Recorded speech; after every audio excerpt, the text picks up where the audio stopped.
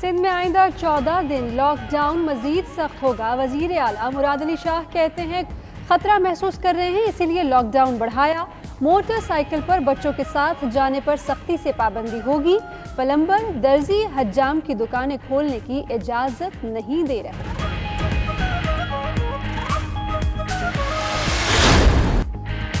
फिरदौस आशिक अवान कहती हैं अवाम को फूड सप्लाई और तहफ़्फ़ुज़ के ऐलानात, जबकि अंदरूनी सिंध तक भूख नाचती है।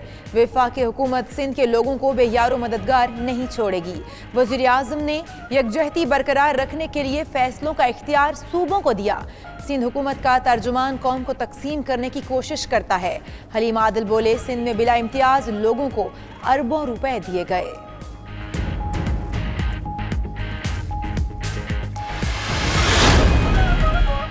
वज़ीर आज़म का दौरा सिंध ऐलान के कुछ ही देर बाद मुअख्खर। गवर्नर इमरान इस्माइल ने ट्वीट किया कि इमरान खान आइंदा हफ्ते सिंध का दौरा करेंगे।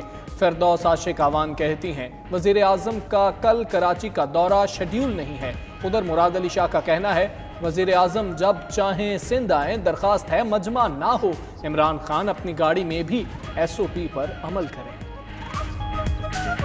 Most welcome. क्या अपना शहर है, अपना सूबा है, जब चाहे आए।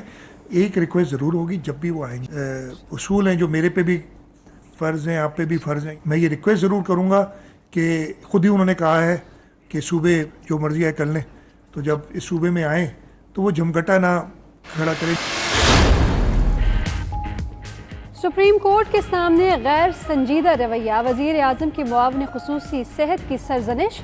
ज़राए के मुताबिक इमरान खान ने ज़फ़र मिर्ज़ा के रवैये पर गुज़श्ता रोज़ काबीना इजलास में इजहार नाराज़गी किया था। हुकूमती काविशों को मुनासिब तरीके से पेश न करने का भी नोटिस लिया। ज़फ़र मिर्ज़ा अदालत के सवालात का तसल्ली बख्श जवाब नहीं दे पाए। वज़ीर आज़म ने कहा कि हुकूमत सुप्रीम कोर्ट और चीफ जस्टिस को इज़्ज़त की निगाह से देखती है।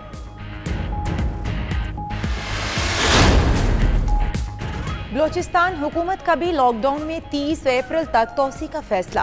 लियाकत शाहवानी कहते हैं तामीराती और ज़राई शोबे से मुंसलिक कारोबार खोल दिया। उधर पंजाब में ब्यूटी पार्लर्स और हज्जाम की दुकानें बदस्तूर बंद रहेंगी। खैबर पख्तूनख्वा में मादनियात और कानकुनी के शोबे पर पाबंदी खत्म। तामीरात, रिक्शा और प्राइवेट गाड़ियों पर भी पाबंदी उठा ली गई। बैनुल अज़लाई ट्रांसपोर्ट और तालीमी इदारों की बंदिश में तोसी।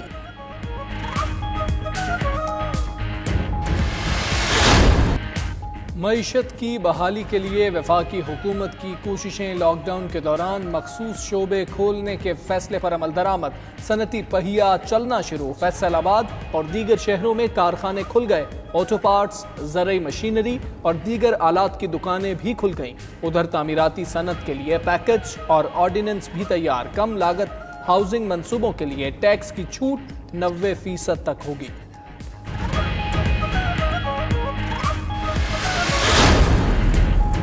वज़ीर आज़म इमरान खान से DGISI की मुलाकात। कौमी सलामती के उमूर पर तबादला ख्याल। लेफ्टिनेंट जनरल फैज़ हमीद ने कंट्रोल लाइन की सूरत हाल पर ब्रीफिंग दी।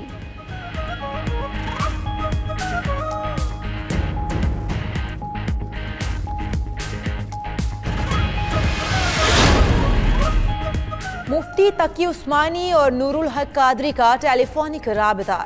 तकी उस्मानी कहते हैं वफाकी वजीर के साथ रमज़ानुल मुबारक में दौरान बाजमात नमाज के मामले पर बात हुई। नूरुल हक कादरी ने उलमाए कराम के इलामिये को मुतवाज़न करार दिया। 18 अप्रैल को मुशावरती इजलास में शिरकत की दावत भी दी। मजीद कहा हुकूमत उलमा की तजावीज़ पर गौर कर रही है। वजारत सेहत में इंतजामी ओहदों की बंदर बांट जारी। वजारत में डेप्यूटेशन पर आए अफसरों की भरमार। Director program doctor Mohammad Saifi को लुक आफ्टर बुनियादों पर DG हेल्थ का चार्ज दिया गया। वजारत सेहत में 127 में से 46 ओहदों पर कई माह से तैनाती न की जा सकी। स्पीकर पंजाब असम्बली चौधरी परवेज इलाही और सीनियर वजीर अब्दुल अलीम खान का टेलीफोनिक राबता। सूबे की सूरत हाल पर तबादला ख्याल। परवेज इलाही ने अलीम खान को वजारत दोबारा संभालने पर मुबारकबाद दी।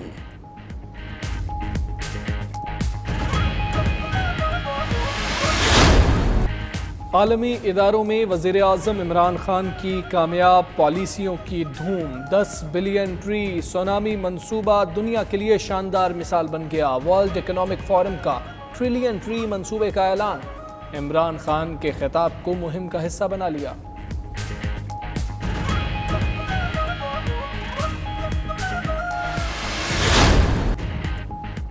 और चिली में भी कोरोना के बायस लॉकडाउन ने लोगों को घरों तक महदूद कर रखा है। ऐसे में मारूफ ओपरा सिंगर मियारा कॉन्ट्रेज ने घर की खिड़की से परफॉर्म करके हमसायों का खूब दिल बहलाया।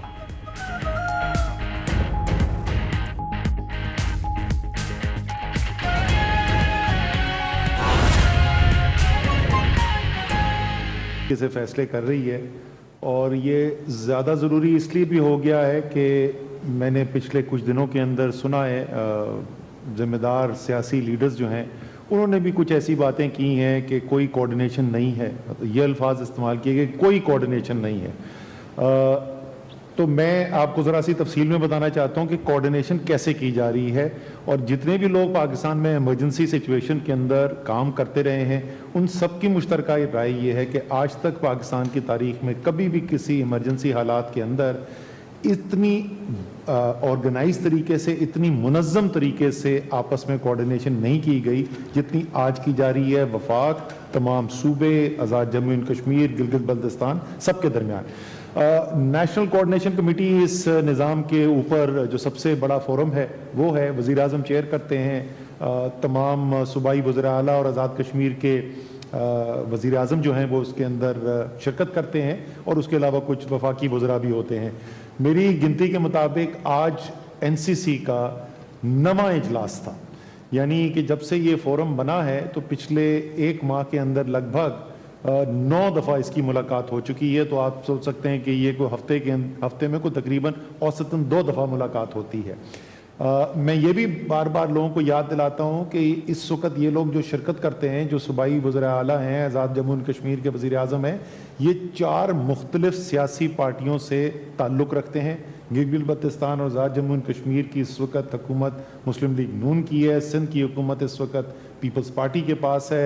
बलूचिस्तान अवामी पार्टी से ताल्लुक़ रखते हैं बलूचिस्तान के वज़ीर आला, और पंजाब और खैबर पख्तूनख्वा और वफाक में तहरीक इंसाफ की हुकूमत है।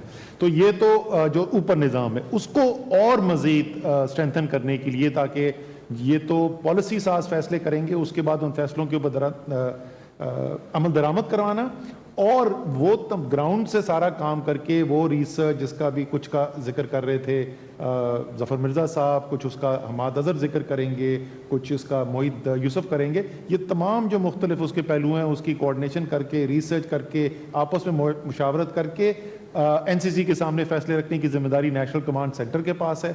नेशनल कमांड सेंटर रोज़ाना मुलाकात करती है। रोज़ सुबह 10 बजे हम मुलाकात करते हैं और जब से नेशनल कमांड सेंटर बनी है ये हर रोज़ मुलाकात हुई है, चाहे वो हफ्ता हो या इतवार हो, रोज़ाना मुलाकात होती है। कुछ हम उसमें वफाकी वज़रा हैं, उसके अलावा तमाम सूबों के चीफ सेक्रेटरीज होते हैं वहाँ पर, गिलगित बल्तिस्तान और आज़ाद जम्मू एंड कश्मीर के भी, ये तमाम लोग सब बैठते हैं। इसके अलावा एक्सपर्ट अगर कोई ख़ास चीज़ जिस तरह जो नई टेक्नोलॉजी, ये भी बड़ी खुशाइन बात है, आपको अगले 2-3 दिन में हम तफसील बताएंगे कि इससे मुकाबला करने के लिए जो मुख्तलिफ इक्विपमेंट जो बनाने हैं, जो मुख्तलिफ मेडिकल जो सप्लाईज देनी है, वो पाकिस्तान में किस तरीके से हम डेवलप करने की कैपेसिटी बना रहे हैं। उसके लिए हमने फवाद चौधरी साहब को बुलाया हुआ था और मुख्तलिफ लोग इस तरीके से आते रहते हैं। उन फैसलों के ऊपर अमल दरामद करवाना और वो तब ग्राउंड से सारा काम करके वो रिसर्च जिसका भी कुछ का जिक्र कर रहे थे ज़फ़र मिर्ज़ा साहब, कुछ उसका हमाद अज़हर जिक्र करेंगे, कुछ उसका मोहित यूसुफ करेंगे।